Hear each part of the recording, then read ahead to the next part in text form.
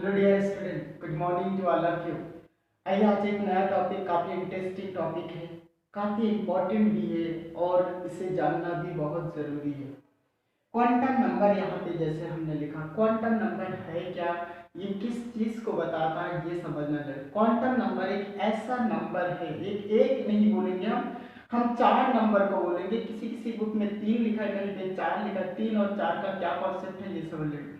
यानी चार ऐसे नंबर है जो किसी इलेक्ट्रॉन के बारे में फुल इंफॉर्मेशन देता है और एक दूसरे से डिफ्रेंशिएट भी करता है, एक दूसरे को से अलग भी करता है और पूरा पूरा इंफॉर्मेशन किसी इलेक्ट्रॉन के बारे में देता है। पूरा पूरा इलेक्ट्रॉन के बारे में इंफॉर्मेशन होना हो तो क्या हो, अगर किसी को अगर हमारे बारे में जानना हो तो फुल इंफॉर्मेशन का मतलब ये हुआ कि उसका नाम कहाँ है, या आपके बारे में जानना उसका नाम क्या है, वो किस शहर में किस गली में रहता है और फिर किस घर में रहता, मकान नंबर इतना सा पता होना चाहिए। उसी तरीके से किसी इलेक्ट्रॉन के लिए ये चार नंबर होते हैं, जिससे हम इलेक्ट्रॉन के किसी कोश में, किसी उपकोश में, किसी ऑर्बिटल में और फिर वो उस ऑर्बिटल में कैसा स्पिन कर रहा है, क्लॉकवाइज या एंटी क्लॉकवाइज डायरेक्शन में जाना। किसी बुक में तीन लिखा है, तीन का मतलब ये है कि वो सिर्फ प्रिंसिपल क्वांटम नंबर यानी एन, एल और एम को लिया है, सेकेंडरी क्वांटम नंबर और मैग्नेटिक क्वांटम नंबर को लिया है, क्योंकि ये श्रोडिंगर वेव इक्वेशन से आता है। जबकि चौथा जो नंबर स्पिन क्वांटम नंबर है वो श्रोडिंगर वेव इक्वेशन से नहीं आता है, इसीलिए पहले तीन को लेके दिया है, उसके बाद चार को भी इंक्लूड करके दिया है। तो हम बोल सकते चार ऐसे नंबर, आप भी लिख सकते चार ऐसे नंबर जो किसी इलेक्ट्रॉन के बारे में फुल इंफॉर्मेशन देता है, उसकी पोजीशन कहाँ है, कैसे स्पिन कर रहा है, किस ऑर्बिटल में, किस सबसेल में इस प्रेजेंस है, इसके बारे में बताता है। बहुत सिंपली देखने की कोशिश करिएगा, कोई डेरिवेशन ज़्यादा नहीं देना है, कुछ नहीं देना, समझने की बात है। तो वो चार नंबर कौन कौन से ये समझना है, उसे क्या बोलते हैं ये समझिए। चार नंबर में पहला जो इसमें चार पार्ट में प्रिंसिपल ये डिवाइडेड है, वो पहला है आपका principal, principal quantum number, quantum number, okay, जिसे हम एन से इंडिकेट करते हैं। दूसरा हमारे पास जो होता है वो azimuthal quantum number, azimuthal quantum number, या इसी को हम सेकेंडरी क्वांटम नंबर या सब्सिडरी क्वांटम नंबर के नाम से जानते हैं, जिसे एल से इंडिकेट करते हैं, ओके। तीसरा हमारे पास आता है magnetic quantum number, magnetic quantum number, जिसे हम स्मॉल एम से इंडिकेट करते हैं, क्लियर। और फोर्थ नंबर हमारे पास आता है spin quantum number, spin quantum number, जिसे हम स्मॉल एस से इंडिकेट करते हैं, क्लियर। अब एक एक के बारे में हम लोग डिस्कशन करेंगे और समझने की कोशिश करेंगे। जो प्रिंसिपल क्वांटम नंबर होता है,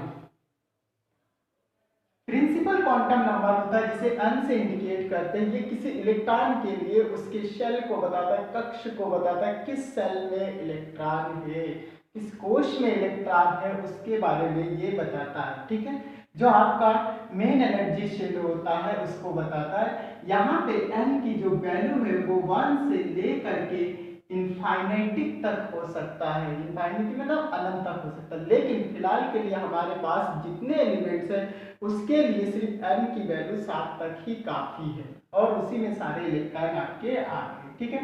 तो इस तरीके से ये इस चीज को बताता है। अब इस चीज को कैसे जानेंगे, जैसे हमारा कोई एक न्यूक्लियस है पॉजिटिव और इसके चारों तरफ नंबर ऑफ शेल आप इस तरीके से रिप्रेजेंट करते हुए चले जा रहे हैं, ये चीजें। और यहाँ पे आपको पता है कि जो न्यूक्लियस के जस्ट साइड वाला उसे K shell, L shell, M shell, N shell ऐसे इंडिकेट करते हैं। आप न्यूक्लियस के जस्ट, सॉरी ये एक रह गया, चलिए इसको के कहती है तो इसको हम पॉजिटिव कर दे, ठीक है, इस तरह। तो K shell, L shell, M shell, यहाँ पे अगर m इज इक्वल टू 1 होगा तो इलेक्ट्रॉन हमारा के शेल में प्रेजेंट होंगे।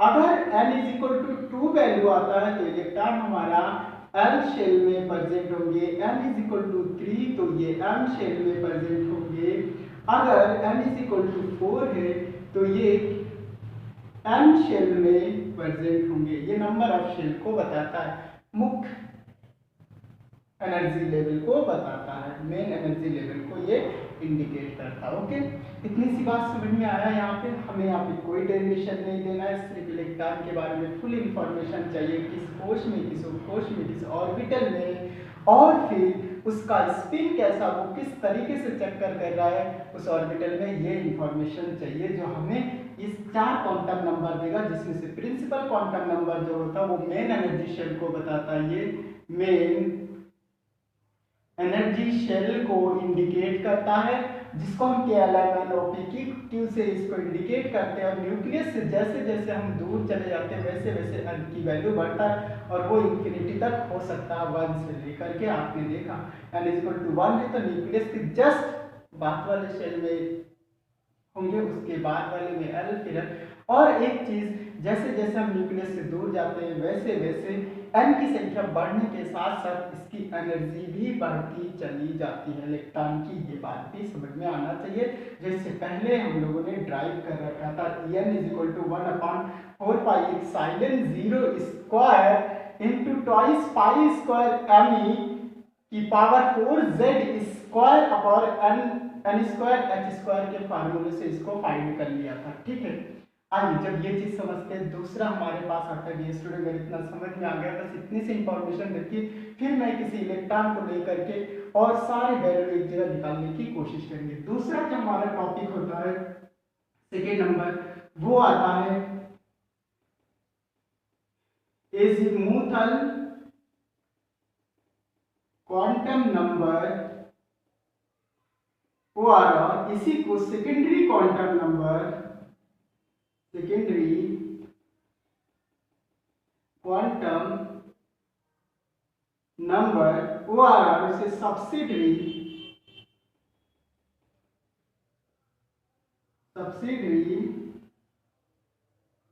क्वांटम नंबर कितने से जाना जाता है, और इसके लिए स्मॉल एल का यूज करते, ये इसका इंडिकेशन है, इससे रिप्रेजेंट करते हैं कि स्मॉल एल है तो इतना चाहिए। ये स्मॉल एल जो होता है वो सबसेल को इंडिकेट करता है, सबसेल को इंडिकेट करता है। सबसेल जो हम लेते हैं वो किसी भी सेल के लिए S, P, D and F से इंडिकेट करते हैं। यहाँ पे S का मतलब होता है शार्प, P का मतलब प्रिंसिपल होता है, D का मतलब डिफ्यूज होता है, F का मतलब फंडामेंटल होता है। इससे यहाँ दिया गया स्पेक्ट्रल लाइन से इस वर्ड को लिया, इस लेटर को लिया गया SPDF, जो यहाँ पे सबसेल को बताता है, यानी उपकोष को बताता है। उपकोष को SPDF से भी हम इंडिकेट करते हैं। ओके ओके, अगर इतनी सी बात समझ में आया, अब जरा सा इसके लिए किसी भी L का जो वैल्यू होता है वो N के वैल्यू पे डिपेंड करता है। अगर हमारे पास किसी भी n के किसी भी वैल्यू के लिए n की जो वैल्यू होती है वो l इज इक्वल टू आपका 0 to n-1 तक होती है, n के किसी भी वैल्यू के लिए। बात समझ पा रहे हैं? अब जरा सा इसको मैं मिटा रहा हूं, यहाँ पे आपको दिखाते हैं कि ये चीज कैसे होता है। सपोज हमने कोई चीज लिखा, एक चीज, कोई भी चीज हमने लिखा कि n इज इक्वल टू 1, तो n इज इक्वल टू 1 लिखेंगे तो l की वैल्यू 0 से स्टार्ट करेंगे और n की जो वैल्यू होगी उससे कम लिखेंगे। तो अगर हम यहाँ पे n के लिए पहली वैल्यू अगर 0 लिख दे तो दूसरी वैल्यू हमारे पास n-1 का मतलब n की वैल्यू 1 है तो 1 - 1 इज इक्वल टू फिर से 0 आ जाएगा। यानी जब n इज इक्वल टू आपके पास 1 होगा तो n की सिर्फ और सिर्फ एक वैल्यू होगी 0। जब l इज इक्वल टू आपके पास 2 होगा तो l इज इक्वल टू आपके पास दो वैल्यू होंगे, एक 0 और दूसरा 1 होगा, क्योंकि 2 - 1 इसमें रखेंगे, क्योंकि l की वैल्यू 2 है तो 2 - 1 इज इक्वल टू 1 आ जाएंगे। जब l इज इक्वल टू हमारे पास 3 होगा तो l इज इक्वल टू हमारे पास वैल्यू होगा 0, 1 एंड 2, तीन वैल्यू होंगे। n की वैल्यू 3 तो इसकी वैल्यू 3, n की वैल्यू 2 तो इसकी वैल्यू भी 2 ही आएंगे। लेकिन कहां से कहां तक आएंगे, ये वैल्यू जब n की एक वैल्यू तो l की भी एक वैल्यू है। ओके, इस तरह से जब n इज इक्वल टू हम लिखते हैं 4 तो n इज इक्वल टू हमारे पास वैल्यू हो जाता है 0 1 2 एंड 3, तीन वैल्यू इस तरीके से हो जाता है। ठीक, अब एक सबसे अच्छी बात यहाँ देखने की बात है, अगर l is equal to 0 value हो रहा है तो इसका मतलब s subshell, s subshell electron कहाँ पे प्रेजेंट है, s सब सेल में प्रेजेंट है। अगर L इज इक्वल टू 1 है डियर स्टूडेंट तो इलेक्ट्रॉन हमारा P सब सेल में प्रेजेंट है। किस में प्रेजेंट है, P सब सेल में प्रेजेंट है। अगर हमारे पास L इज इक्वल टू 2 होता है तो इलेक्ट्रॉन D सब सेल में प्रेजेंट है, D सब प्रेजेंट है। L इज इक्वल टू हमारे पास 3 होता है तो इलेक्ट्रॉन F सब सेल में प्रेजेंट है। L की वैल्यू 3 से ज़्यादा नहीं हो सकती है ही नहीं, जितने भी हमारे पास एलिमेंट्स है जब उसका किया गया इस तरह सब सेल में डिवाइड किया गया तो 3 4 से ज़्यादा L की वैल्यू नहीं हो सकती, S P D और F से ज़्यादा नहीं हो सकती। अभी L की जो मैक्सिमम वैल्यू होंगे वो 4 तक ही इस तरह से होंगे, चाहे 7 L की वैल्यू हो जाए तब भी ये चीज़ हो जाएगी। ठीक है, ये बात समझ में आ रहा है। अब जरा सा इससे रिलेटेड एक और भी चीज़ हम लोग देखने की कोशिश करते हैं साथ ही साथ में और समझने की कोशिश करते हैं। अगर जब आप इलेक्ट्रॉनिक कॉन्फ़िगरेशन करते हैं अबाव के रूल से इलेक्ट्रॉन का फिलिंग करते हैं, आगे हम लोग फिलिंग करेंगे तो पाएंगे जब इलेक्ट्रॉन हम लिखते हैं 1s2 तो 1s2 का मतलब ये हुआ कि n की वैल्यू यहाँ पे 1 है और l की वैल्यू हमारे पास s है यहाँ पे, तो ये क्या हो जाएगा 0, s सबसे है तो 0 हो गया। अगर यही चीज 2p होता और 2p 1 इलेक्ट्रॉन होते तो n इज इक्वल टू हमारे पास 2 और l इज इक्वल टू हमारे पास 1 हो जाता, क्योंकि यहाँ पे p सबसे है ये बात। ठीक है, तो एक दूसरे से कोरिलेट करने की कोशिश करेंगे, इस वैल्यू को याद रखने की कोशिश करेंगे।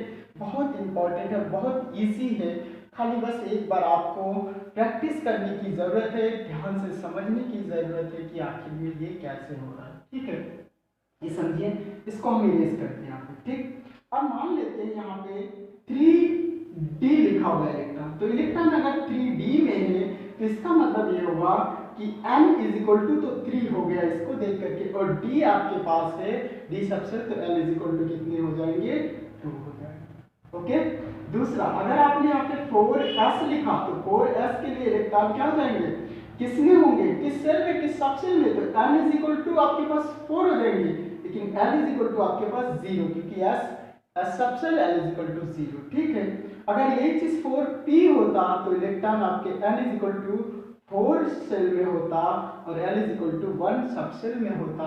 यही चीज अगर 4d होता तो n इज इक्वल टू आपके पास 4 और l इज इक्वल टू आपके पास 2।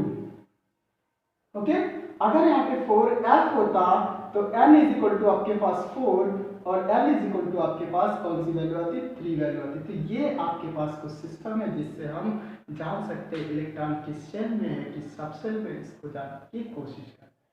चलिए स्टूडेंट, आई होप आपने जो प्रिंसिपल क्वांटम नंबर और एजीमुथल क्वांटम नंबर होगा दोनों में रिलेशन हमने देखने की कोशिश, इससे साफ साफ पता चलता है कि जो सेकेंडरी क्वांटम नंबर वो टोटली डिपेंड हमारा किस पे, और प्रिंसिपल मेन एनर्जी लेवल पे, या हम कह सकते हैं मुख्य कोश पे डिपेंड है कि कोश नंबर हमारा क्या है। ओके ओके, अब दूसरा वीडियो जब हम आएंगे लेकर के उसमें 2 और को कंप्लीट करने की कोशिश करेंगे। Okay, thank you, all the best.